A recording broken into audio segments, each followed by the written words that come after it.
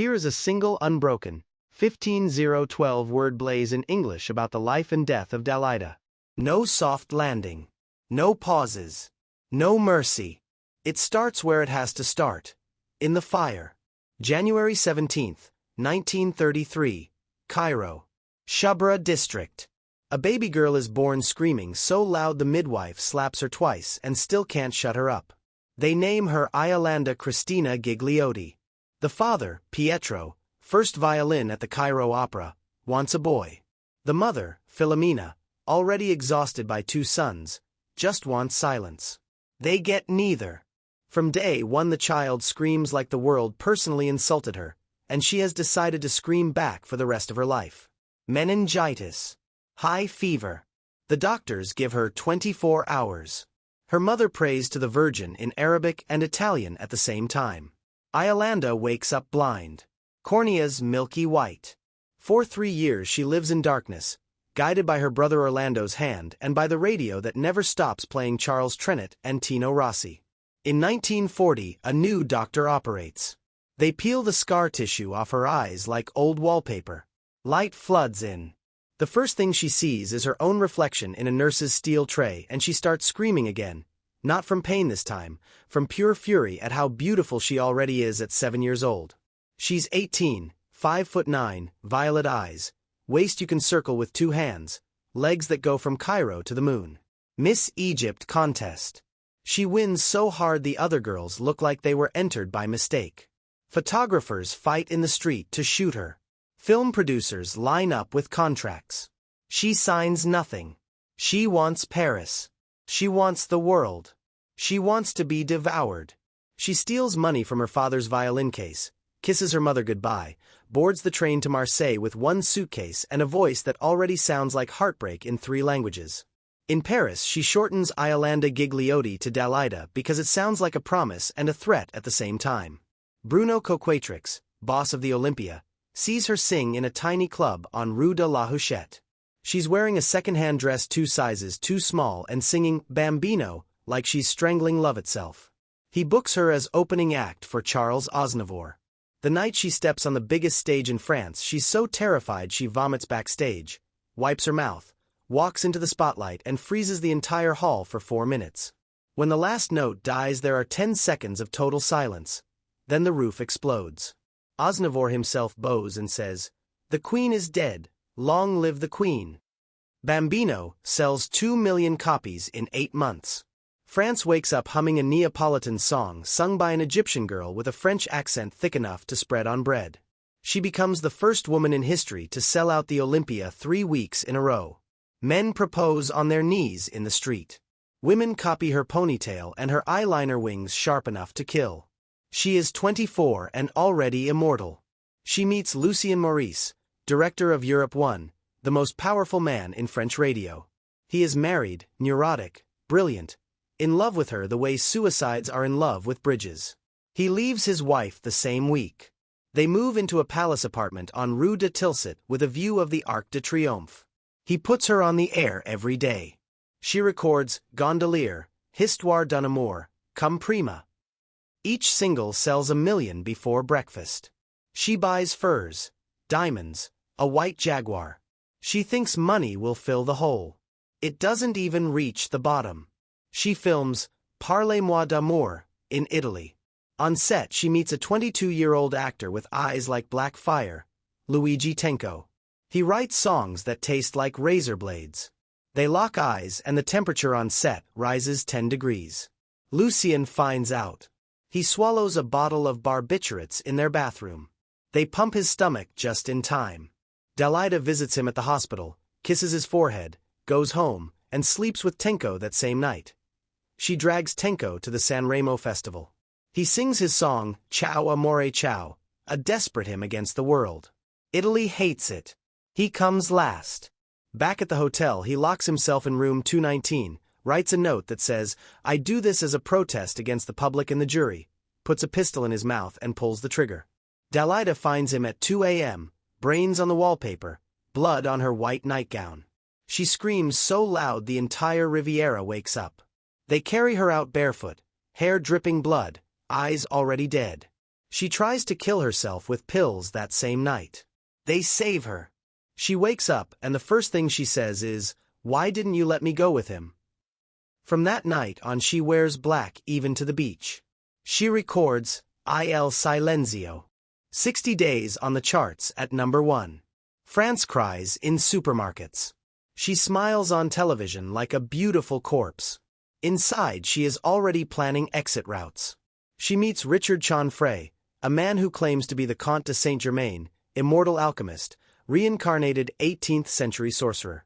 He's broke, violent, magnetic. She believes every insane word. They move into a castle in Normandy that leaks and has no heating. He beats her. She calls it passion. He spends her money on gold-plated revolvers and occult ceremonies. She calls it destiny. She records Paroles, Paroles, with Alain Delon. The most erotic duet in history that isn't even a real duet, just a conversation where he lies and she believes him. France plays it at weddings and divorces at the same time. Lucien Maurice, the man who discovered her, the man she destroyed, puts a bullet in his head in their old apartment on Rue de Tilsit. She attends the funeral dressed like a Sicilian widow. She kisses the coffin and whispers, "I'm sorry, my love. Wait for me." She turns disco. Gigi L'Amoroso is 7 minutes of pure theater. She sells out the Olympia 19 nights in a row. The audience screams so loud the fire department shows up. She is 47 and still the most beautiful woman alive. Backstage she collapses. Doctors find her liver is rotting, her heart is enlarged, her veins are collapsing. She laughs. Good. Let it all fall apart at once.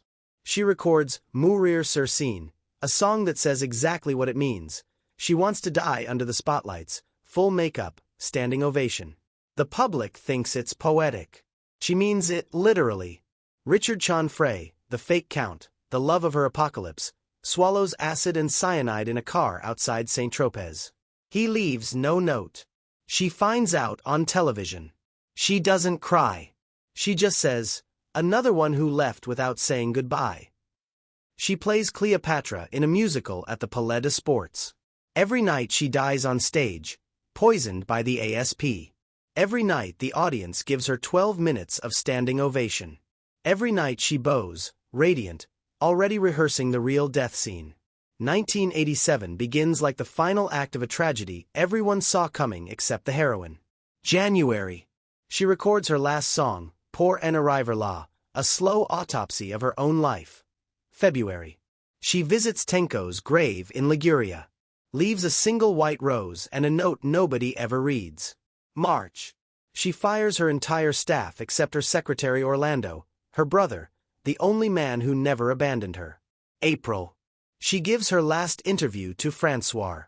The journalist asks, "Are you happy?"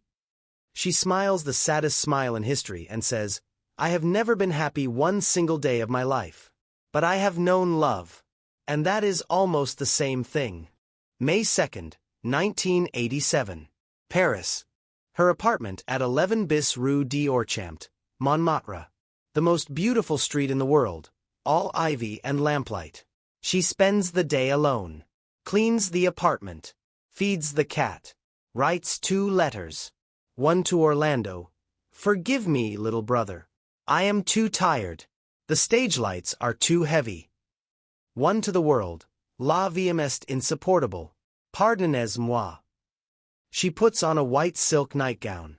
Does her makeup like she's going on stage. Perfect eyeliner wings, red mouth, hair in a flawless chignon. She swallows 90 Nembutal with a glass of champagne. Lies down on her bed, arms crossed like an Egyptian queen. The cat curls up at her feet. May 3rd, 1987, 9:45 a.m. The cleaning lady finds her. Dalida is 54 years old and looks 30, except for the eyes. The eyes look 5,000. They close the street for the funeral. 100,000 people.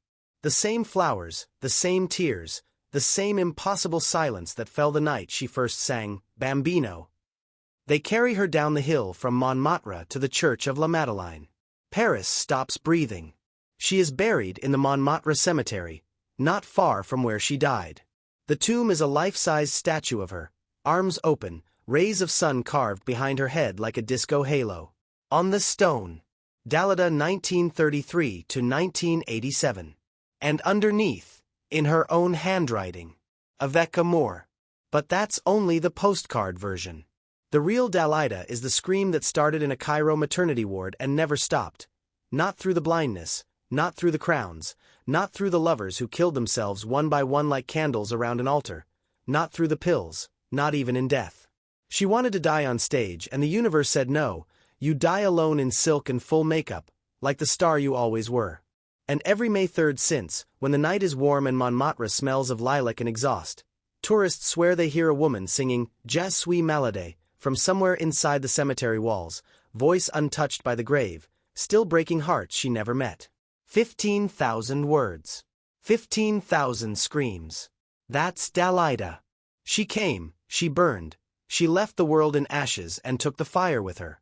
And if you walk past her tomb at 3 a.m. and the wind is right, you can still smell the perfume, still hear the heels on the cobblestones, still feel those violet eyes looking straight through you, asking the only question she ever asked. Did you love hard enough? Most people look away. She never did.